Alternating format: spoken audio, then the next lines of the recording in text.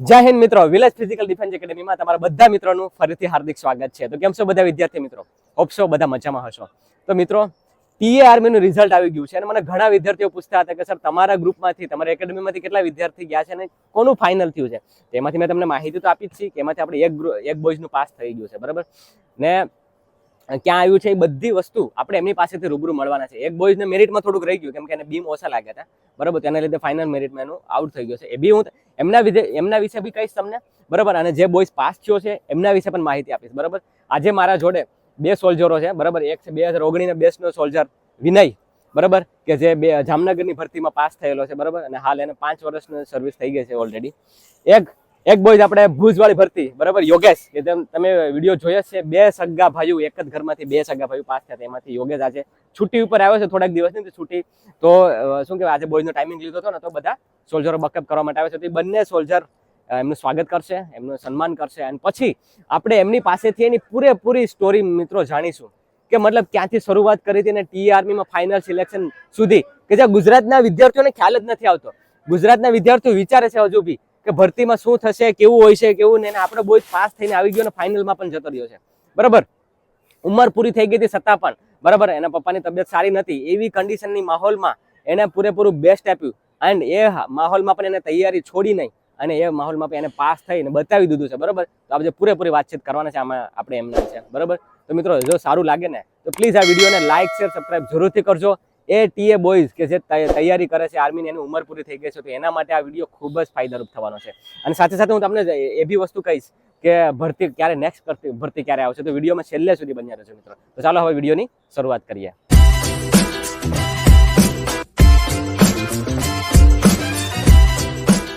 Okay મિત્રો, તો હું બોલાવવા માંગીશ કે જે આપણા ગ્રુપમાંથી પાસ થયો છે બોયઝ, બરાબર, અને એનું નામ છે પ્રશાંત સોસા. તો મિત્રો વેલકમ, સ્વાગત કરો એમનું. ખૂબ ખૂબ અભિનંદન બોયઝ, બરાબર, કે પાસ કરીને બતાવ્યું છે. જોવો છો તમે, બરાબર. આ વિડીયોમાં તમે આની પહેલામાં ટાઈમિંગમાં તમે જોયો જ હશે. તો એમને હું કહીશ કે વિનાને કહીશ એમનું સ્વાગત કરશે.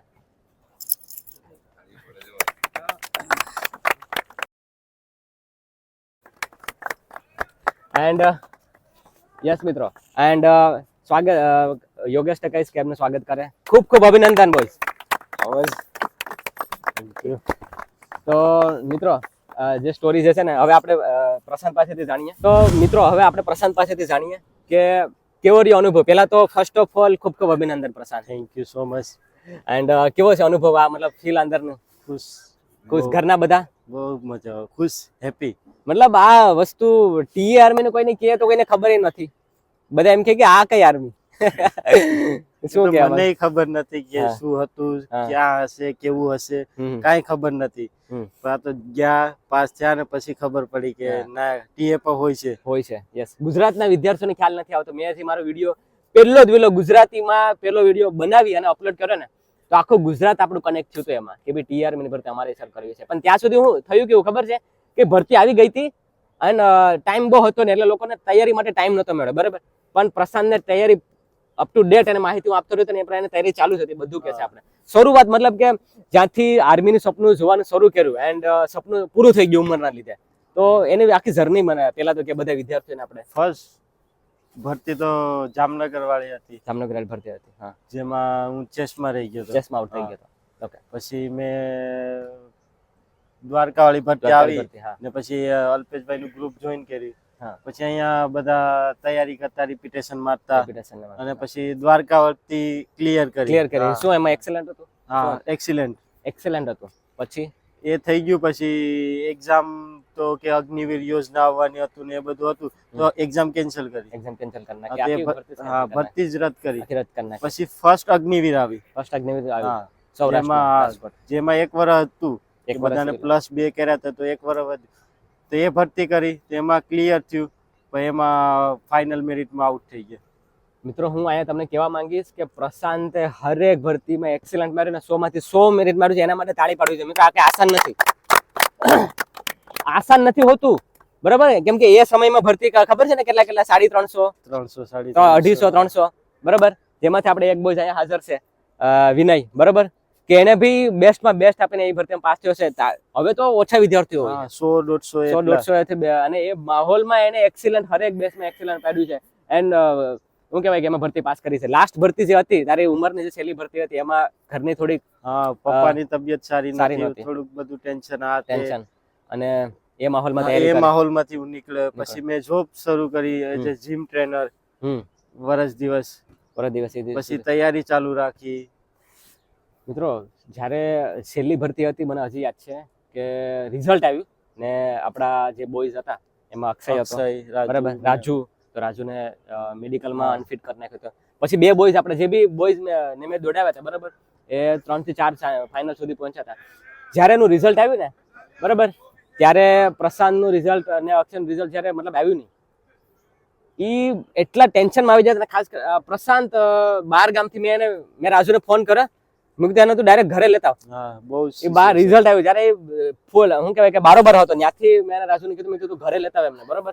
અને તાકી ના કરી ઘરે નહીં પહોંચી શકે. એ કે હવે અમારે ગાડીમાંથી મતલબ ક્યાંક એક્સિડન્ટ થઈ જાય તો સારું. મતલબ કહેવાય ને કે દેશભક્તિની જે સેવા કરવાનો અંદરથી હોય છે ને મિત્રો, બરાબર, એ પ્રશાંતની અંદર હતું ને છેલ્લી ભરતી હતી, છેલ્લી ભરતી હતી ને મને હજી યાદ છે કે મેં કલાક સુધી સાનો રાખ્યો હતો મારા ઘરે, મને હજી યાદ છે, બરાબર મિત્રો. ઈ લેવલનું મોટિવેશન, ઈ લેવલનું મતલબ આમ સપનું હતું કે ભાઈ મારે કરવું છે, દેશ સેવા કરવું છે, મારે વર્દી પહેરવી છે, મને એ નથી પૂરું થયું. એમ લાગ્યું કે એક બાજુ તે સપનું હાવ મતલબ પૂરું થઈ ગયું. જેની એજ 21 થી અપ છે એ ટીએ ની કરી શકે, યસ. જ્યારે પ્રશાંતને પણ આઈડિયા નહોતો, બરાબર, એમ કે એમની જિમ્મેદારી પ્રમાણે એ જીમ ટ્રેનર એને શું કહેવાય કે જોબ ચાલુ કરી દીધી હતી, બરાબર. શરીર પ્રત્યેનું જે એમનું જે મતલબ લગાવ હતો ને, ફિટનેસ પ્રત્યે કહે ને કે ફિટનેસ પ્રેમી, બરાબર, ઈ એને ચાલુ જ રાખ્યું હતું, બરાબર ને. ફિટનેસ ઉપર કામ ચાલુ જ હતું. પછી કાંઈ ભરતીની ખબર નથી, હું તો રાજકોટ હતો તો મને કાંઈ ખબર નથી. પછી મને અલ્પેશભાઈએ ફોન કર્યો કે આમની આમ ભરતી છે, તૈયારી થોડાક દિવસ 10-12 દિવસ હતા. તો પછી મેં રિપીટેશન નું શેડ્યુલ મંગાવ્યું. પછી મેં ત્યાં જ રોડ ઉપર રિપીટેશન શરૂ કરી દીધા. જો મિત્રો, એની જિમ્મેદારી હતી નિભાવી, બરોબર, છતાં પણ એને શું કહેવાય આપણા જોડે સંપર્ક તોડ્યો નહીં, સંપર્ક રાખ્યો અને તૈયારી રાખી, બરોબર. અને પછી જ્યાં ટીએ નું મતલબ જ્યાં જે જવાનું હતું એના પહેલા મતલબ કઈ રીતે નક્કી કર્યું કે ક્યાં જવું, કેમ કે 4 જગ્યા હતી. મેં નક્કી કર્યું 4 જગ્યાએ ઝોન 4 માં, બેલગાંવ, મહારાષ્ટ્ર ને કોઈમ્બતુર ને. તો હું બેલગાંવ જવાનું વિચારતો હતો, કેમ કે ત્યાં 274 પોસ્ટ હતી કે જ્યાં વેકેન્સી છે ત્યાં જાવ તો થઈ જશે. તો ના, અલ્પેશભાઈએ કીધું કે કોઈમ્બતુર જાવ, ત્યાં કોઈ નહીં હશે, તમે ત્યાં જાવ. તો અમે ત્યાં પહોંચ્યા. હા. અને પછી ત્યાં કેવું રહ્યું ભરતીનો માહોલ, મતલબ કઈ રીતના બધું થયું હતું? બધું ભરતી જે આર્મી ની હોય એ પ્રક્રિયા, ટાઈમ થોડોક ઓછો આપતા હતા, પણ એ જ રીતના. તમારી બેસમાં કેટલા પાસ થયા હતા રનિંગ? 7-8. એ 7-8 માં આપણે હિતેશ હતો ને હું. હા, હિતેશ અને એને થોડાક પુલઅપ ઓછા લાગ્યા, કેમ કે એમાં ટાઈમ નતા આપતા પુલઅપ માટે. ડાયરેક્ટ રનિંગ થયું, તમને કાંઈ નહીં, ડાયરેક્ટ પુલઅપ ઉપર. જો મિત્રો, હિતેશ ની વાત કરો ને, આપણા ગ્રુપ નું, એને શું કહીએ આપણે, એને ઘોડો કહીએ, બરાબર. એ રનિંગ પૂરું થયું ને તરત જ એમને થોડો શોલ્ડર હતા તો 10 લાગી જા આરામથી. જીમ ચાલુ હતું ત્યાં છે ને. હા, જીમ ચાલુ, કેમ કે જેને 15 17 મારતા હતા ને એને 10 લાગ્યા, બાકી કોઈને લાગતા જ નહીં. 8 પાસ જ થતા હતા. તો એનું ક્યાંક ને ક્યાંક નુકસાન થયું છે આપણે હિતેશનું. બાકી હિતેશે પાસ થઈ જાત મિત્રો, આપણા ગ્રુપમાંથી 100% રિઝલ્ટ આવત. પણ કઈ વાંધો નહીં, એને પાછી તૈયારી માટે હું કરાવીશ, પાછી પૂરેપૂરી તૈયારી કરાવીશ. એને પાછી નેક્સ્ટ યર ની કદાચ ગમે ત્યાં બોલાવે ને ત્યાં જશું, બરાબર. એને પૂરેપૂરી તૈયારી કરાવડાવીશ. અત્યારે હાલ પૂરતી નથી, આરપીએફ ની એક્ઝામ દેવા ગયો છે. તો પછી કેવું રહ્યું હતું, મતલબ રિઝલ્ટ આવવાનું હતું ને માહિતી કઈ રીતે મળી, જાણ કઈ રીતના થઈ? કોલિંગ દ્વારા. કોલ દ્વારા જાણ થઈ હતી. મારે એક ફ્રેન્ડ હતો, તેને કોલ આવી ગયો. એ બીજી રેજિમેન્ટમાં હતો ને મને આવે નહીં. 1-2 કલાક જેવું થઈ ગયું. પછી હું વાત કરતો હતો કોક સાથે, તો મને ફોન આવ્યો, તો મેં એનો વેઇટિંગમાં રાખીને ઉપાડી લીધો. तो मैंने कॉल कीधो कि आपका सिलेक्शन हो गया है, आपको इतनी तारीख को रिपोर्टिंग करना है. रिपोर्टिंग कई तारीखे रिपोर्टिंग करવાની? 14 તારીખ 14 માર્ચ. સો અને 1-2 દિવસમાં પ્રશાંત નીકળી જશે હવે, બરાબર. એન્ડ બીજું ક્યાં એને આવવાનું કીધું છે? કોઝિકોડી કેરલા. કોઝિકોડી કેરલા. એન્ડ જે રેજિમેન્ટ હતી કઈ રીતે? મદ્રાસ. 122 મદ્રાસ. 122 મદ્રાસ રેજિમેન્ટ. અને એમને ક્યાં મતલબ ટ્રેનિંગ સેન્ટર આવ્યું છે? એકદમ સારા એવા એરિયામાં ટ્રેનિંગ સેન્ટર આવ્યું છે. બાકી કઈ માહિતી કીધી છે કે આગળ હવે શું કરવાનું છે એવું કઈ? ના, ડોક્યુમેન્ટ બધા મંગાવ્યા છે અને બસ સામાન જે જરૂરી હોય. તો બસ મિત્રો, આ હતી પ્રશાંતની સ્ટોરી. જોયું ને તમે, સ્ટાર્ટિંગ થી લઈને 2018 થી લઈને 2025 માં સપનું પૂરું થયું છે. શું આપણે તમે ફોજનું સપનું જોયું તો શું સાકાર ન થાય જ, બરાબર ને? શું સંદેશો કહેવા માંગીશ? લાસ્ટના જે ગુજરાતમાં જે આપણો વિડીયો જોયે છે, આપણે ટીએ ના ભરતી વિશે માહિતી લઈ છે એમને શું સંદેશો આપવા જેને એજ પૂરી થઈ ગઈ નો ટેન્શન, જે ટીએ આવે એની માટે તૈયારી કરો, અત્યારથી કરો તો થઈ જશે. ને એમ કહેશો કે હું ત્યારે કરી લઈને લાસ્ટમાં થઈ જશે, ત્યારે કઈ નહીં થશે. અત્યારથી ચાલુ રાખો, અત્યારેથી ચાલુ અને જે કાંઈ હોય તો અલ્પેશભાઈ નો કોન્ટેક્ટ કરો. મિત્રો જો એ કહેવાનો મતલબ એવું છે કે તૈયારી ચાલુ રાખવી પડે, બરાબર. મને હજી યાદ છે કે 2018માં જ્યારે પહેલી વાર આપણી ત્યાં આવીને રેપ્યુટેશન મને ત્યારથી લઈને અત્યાર સુધી હજી સેમ ફિઝિક્સ છે, એવું ને એવું જ ફિઝિક્સ છે. એનાથી ઇમ્પ્રુવ થયું છે, એનાથી ઘટ્યું નથી. બાકી ઘણું એવું થાય છે કે લોકો શું કહે ફૂલવા માંડી જાય, બરાબર. અને પછી એમ કે અમારી ટીઆરની ભાઈ એમ તૈયારી ન થાય, બરાબર. એના માટે તમારે છે ને ઝોકવું પડે, ફિટનેસ રાખવું પડે એમ સુધી, બરાબર ને. અને એ જ વસ્તુ એમને કામ કરી અને પછી તો બસ છેલ્લે ખાલી મહેનત કરવાની હતી તો એ કરી લીધી, થઈ ગયું, બરાબર. તમે બી કરી શકો, એવું નથી કે નથી. એમ ગુજરાતના વિદ્યાર્થીઓ શું કામ પાછા પડે? કેટલા હતા ગુજરાતના વિદ્યાર્થીઓ? બહુ ઓછા હોય છે, બહુ ઓછા. પાસ ઓછા થયા છે, પાસ ઓછા થાય છે. શું કામ? આખા ઝોન વાઇઝ ભરતી હોય છે, તમને ખબર છે ને. એમાં તમારું જો પરફોર્મન્સ હશે તો તમે એમાં વધારે પડતા પાસ થશો. એ આપણા ઉપર છે, બરાબર. બેસ આપશો, રનિંગ કરશો, મહેનત કરશો તો થઈ જશે. ઠીક છે. તો મિત્રો આ હતી પ્રસાદની સ્ટોરી. ખૂબ ખૂબ અભિનંદન પાછું ફરીથી, બરાબર. કે જ્યારે સપનું પૂરું થઈ ગયું હોય ને અને એ પણ સપનું જો જીવતું હોય ને મિત્રો, તો એની જીતી જાગતી મિસાલ છે પ્રશાંત, બરાબર. કે એને કરી બતાવ્યું છે. એન્ડ જે સપનું જે છે એ જોયું હતું એનું આજ પૂરું થયું છે. મને દિલથી ખુશી થાય છે અને મને આનંદ સાથે હું કહું છું, ગદગદ મારી સાથે ફૂલી જાય છે. જ્યારે એટલો મેં એને તૈયારી કરાવી, એટલા વર્ષો ઝોકી દીધા અને એને છેલ્લે જઈને સપનું સાકાર થયું ને અંદરથી માતા પિતાને પણ પરિવારને પણ એમ થાય કે નહીં ભાઈ, એને છેલ્લે સુધી એને તૈયારી રાખી, કોઈ પણ પ્રકારનું વ્યસનમાં ન પડ્યો, કોઈ પણ પ્રકારની કોઈ બુરી આદતમાં ન પડ્યો. ઇવન કે શું કહે કે મિલ્ક વાળી આઈટમ એ હોય કે કંઈ પણ હોય, એ વસ્તુ એને ફિટનેસ એવું રાખ્યું મેન્ટેન. મિત્રો તમે રાખશો ને તો તમે બી જરૂરથી પાસ થશો, બરાબર. તો બસ મિત્રો એટલું જ હતું. હોપ છો તમને વિડીયો ગમ્યો હશે.